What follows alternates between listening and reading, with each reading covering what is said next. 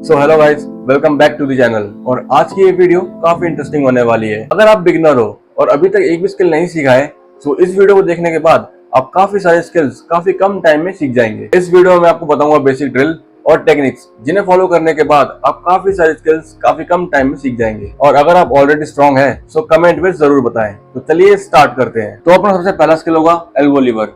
अब elbow liver beginner skill होने के साथ साथ दिखने में काफी कूल है।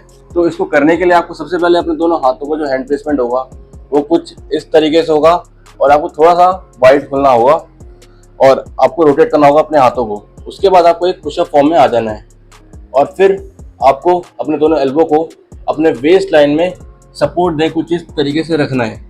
इतना होने के बाद आपको धीरे धीरे आगे की ओर लीन होना है और जैसे आप आगे की ओर लीन होगे आपके लेग्स देखोगे कि आप लिफ्ट हो चुके हैं और यहीं पर ही आपको कुछ सेकंड्स के लिए होल्ड करना है। इस स्किल को करने के लिए ना तो आपको स्ट्रेंथ चाहिए और ना ही कोई ज्यादा टेक्निक चाहिए। ये बहुत सिंपल एक्सरसाइज है जिसे आप एक दो ट्राई में ही कर दोगे। तो अब बात करते हैं क्रो पोज की। अब क्रो पोज एक ऐसा स्किल है जो आपको बैलेंस करने में हेल्प करता है और आगे चल के आपको हैंडसेट सीखने में भी हेल्प करेगा। तो इसको करने के लिए आपको सिंपली अपने हाथों को फ्लोर में कुछ इस तरीके से रखना है और याद रहे आपका जो गैप होगा हाथों के बीच का वो शोल्डर पे जितना होना चाहिए। इतना होने के बाद आपको अपने दोनों घुटनों को अपने एल्बो पे सपोर्ट देके कुछ इस तरीके से रखना है। रखने के बाद आपको अपने हाथों को बेंड करना है और धीरे धीरे आगे की ओर लीन होना है। जैसे आप आगे की ओर लीन होगे और धीरे धीरे करके आप एक लेग को लिफ्ट करोगे, उसके बाद आप दूसरे को लिफ्ट करोगे और देखोगे कि आप एक क्रो पोज में आ चुके हो और यहीं पर ही आपको कुछ सेकंड्स के लिए होल्ड करना है। ये स्किल काफी सिंपल है और इसे भी आप एक दो ट्राई में काफी जल्दी कर दोगे। सो अब बात करते हैं एल सिट की। अब एल सिट मैं नहीं कहूँगा कि बहुत सिंपल है, लेकिन अगर आप इसे रेगुलर करें तो आप काफी जल्दी सीख जाएंगे। तो इसको करने के लिए आपको सबसे पहले एक अच्छे खासे हाइट की जरूरत पड़ेगी। तो अगर आपके पास टॉयलेट्स नहीं है तो आप बुक्स का भी यूज़ कर सकते हो या फिर किसी स्टूल का भी यूज़ कर सकते हो। और जिसको नहीं पता कि एल सिट कैसे होता है उसको मैं दिखा दूँ कि एल सिट कुछ इस तरीके का दिखता है। और तो सबसे पहले हम इसकी टेक्निक की बात करेंगे। अब टेक्निक ज़्यादा कुछ हार्ड है नहीं, बहुत सिंपल है। फ्लोर में कुछ इस तरीके से पुश करना है और फिर आपको देखना है कि आपको जो शोल्डर है वो कुछ इस तरीके दिखने नहीं चाहिए। आपको पुश करना होगा और फिर आपको पीछे की ओर जाना है। जैसे आप पीछे जाओगे फिर आप लिफ्ट कर सकते हो। और अगर आपसे यहाँ पे होल्ड नहीं हो रहा है तो आप टक भी कर सकते हो। ये भी बहुत सिंपल है करने के लिए। ये स्किल आपके कोर स्ट्रेंथ को बिल्ड करता है और आगे चल के आपको वी सीट जैसे स्किल सीखने में भी हेल्प करता है। तो जैसा कि आपने स्किल्स को देखा काफी इजी लगे होंगे। तो चलिए अब मैं आपको ऐसे स्किल्स बताने वाला हूँ जिन्हें करने के बाद आप अपने बेसिक स्ट्रेंथ को बिल्ड कर सकोगे।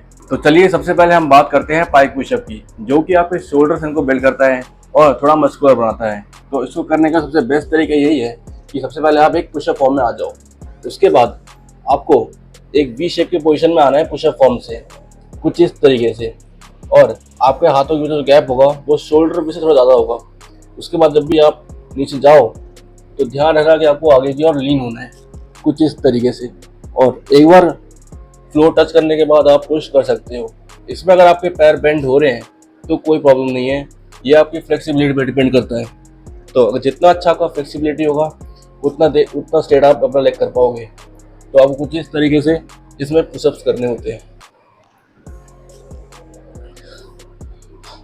और अगर आपको ये इजी लगे तो आप एक अच्छे खासे एलिवेशन का भी यूज कर सकते हो। तो अब बात करते हैं हम सूडो पुशअप्स की, जो कि दिखने में तो एकदम पुशअप जैसा ही होता है, लेकिन ये थोड़ा सा अलग है और थोड़ा सा हार्ड भी है। तो इसको करने के लिए आपको अपने दोनों हाथों के पीछे जो गैप होगा वो शोल्डर पीछे थोड़ा ज़्यादा खुलना है और आपके फिंगर टिप्स में भी गैप होने चाहिए। उसके बाद आपको अपने दोनों हाथों को बाहर की ओर रखना होगा कुछ इस तरीके से। उसके बाद आप एक पुशअप फॉर्म में आ सकते हो। उसके बाद आपको एक प्रोटेक्शन बनाना होगा अपने बैक को स्क्वीज करके, कोर को टाइट करके। फिर आपको अपने टो को पॉइंट करना है। उसके बाद आपको जब भी आप नीचे जाओगे तो आपको आगे की ओर कुछ इस तरीके से लीन होना है और फिर पुश कर देना है और वापस एक स्कैपुला पोस्चर में आ जाना है। फिर दोबारा से आपको वही और फिर स्कैपुला पोस्चर। सूडो पुशअप्स काफ़ी हार्ड है और इसको करने के लिए आपको काफ़ी ज़्यादा स्ट्रेंथ चाहिए। तो सबसे पहले आप अपने पुशअप को स्ट्रॉन्ग करो। अगर वो आपका स्ट्रॉन्ग है तभी आप इसको कर पाओगे। तो अब बात करते हैं हम हॉलो बॉडी होल्ड की, जो कि आपके कोर को स्ट्रॉन्ग करेगा। अब इसको करने के लिए आपको सिंपली फ्लोर पे लेट जाना है।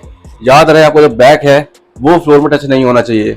आपका जो कमर वाला पार्ट है ये वाला, यही आपका फ्लोर में टच रहेगा।